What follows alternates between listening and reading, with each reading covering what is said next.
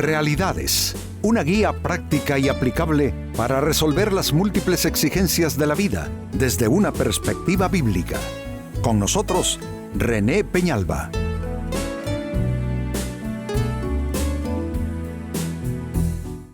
Amigos de Realidades, sean todos bienvenidos. Para esta fecha, nuestro tema, la corrupción genera violencia.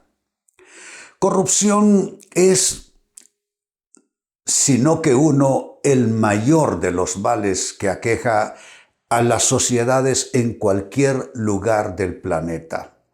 Corrupción gubernamental, corrupción política, corrupción eclesiástica, corrupción en ámbitos como el deporte, en los negocios, en fin.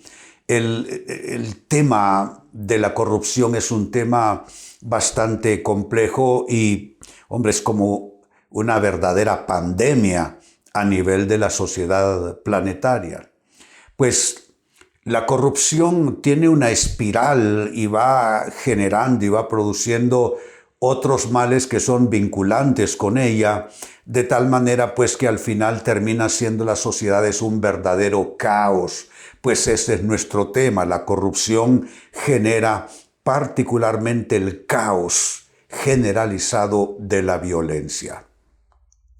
En el libro del Génesis, primer libro de la Biblia, el libro de los comienzos, capítulo 6, verso 11, se lee lo siguiente: y se corrompió la tierra delante de Dios. Qué triste, verdaderamente trágico. Se corrompió la tierra delante de Dios y se llenó la tierra de violencia.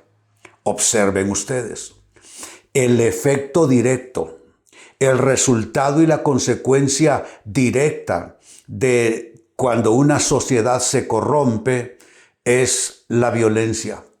La violencia es algo que no surge de manera espontánea y por sí misma o por sí sola, sino es el resultado de condiciones que se van dando en medio de las sociedades, que va generando como producto, yo diría, triste y trágico, violencia entre los seres humanos. Leo de nuevo el texto: se corrompió la tierra delante de Dios y se llenó la tierra de violencia. Les decía al inicio que hay una espiral de la corrupción y que va generando distintos males hasta llegar a ser la violencia el mal ulterior, el mal que está más adelante. ¿Cómo es esa espiral de la corrupción? En primer lugar, ¿cómo comienza la corrupción? Comienza con una renuncia. Se renuncia o se trafica también con los valores y la ética. Eso es cuando todo comienza a tener un precio, y es que hay cosas que no debieran tener precio. Los valores, los principios, la ética no es algo para comprar y vender.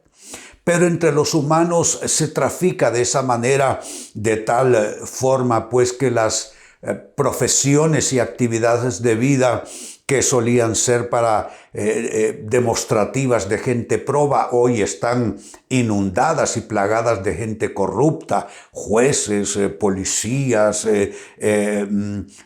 presidentes de bancos, etcétera. Es una cosa realmente escandalosa y, por supuesto, vergonzosa, donde se ha renunciado a los valores que eran los valores que nos enseñaban en la infancia. Eran valores que esculpían no solamente los padres y madres de familia en los hogares, pero también los maestros en las instituciones educativas, incluso en las distintas instancias de trabajo. Valores se practicaban, valores se insistía en ellos. Hoy, en todo caso, es solamente un cuento. ¿Por qué? Porque hoy se trafica y se ha renunciado definitivamente a esos valores y a esa ética, lo cual entonces trae como implicación que, en aras de conseguir alguna clase de ganancia por un lado y en aras de obtener alguna clase de beneficio por el otro, se comienza entonces esa espiral de corrupción, donde todo favor se hace por un precio. Incluso estamos hablando de favores totalmente ilegítimos desde el punto de vista de la ética y de los valores morales y cívicos, los valores ciudadanos. En segundo término, en esa espiral se genera el fenómeno de la injusticia, porque al renunciar a valores y a la ética se va creando condiciones de injusticia. Entonces se genera ese fenómeno de injusticia y de falta de equidad en las instituciones, en las estructuras sociales, políticas, en el mundo de los negocios, del comercio, de la industria. En todos lados va surgiendo esa condición de injusticia, de falta de equidad. Los puestos se ofrecen a personas que van a ser, pues, obedientes a los dictados, a los mandatos de alguien puesto detrás de bambalinas, detrás del telón. Y así ya no es por meritocracia que se ofrecen y se conceden puestos importantes en la sociedad, sino más bien es por que la persona está dispuesta a adoptar una actitud servil y, por supuesto, realizar actos de corrupción, cumpliendo con órdenes totalmente distanciadas de lo que es la buena ética y la buena práctica.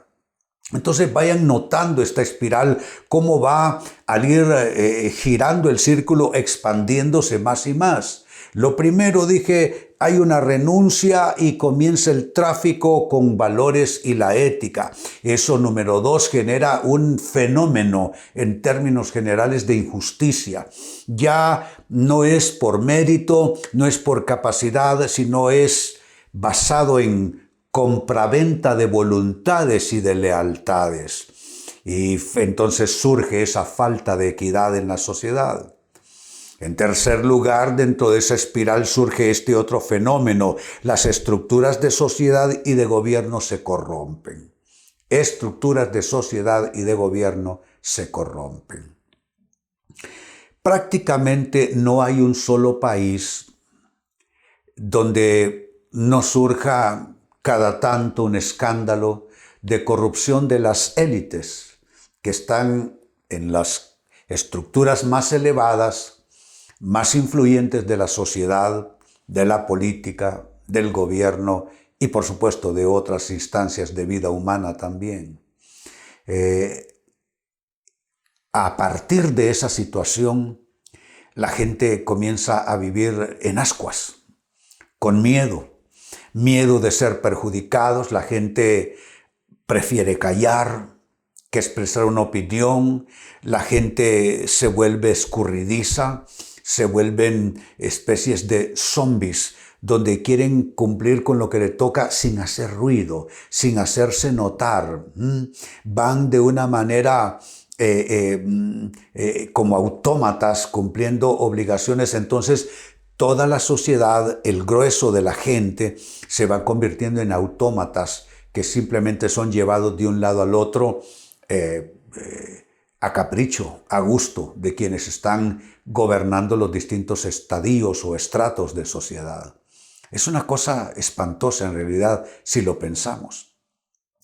Y no hay forma donde la gente pueda decir, no, yo a esto me rebelo, porque involucra perder trabajos, involucra recibir acoso, persecución de un tipo o de otro.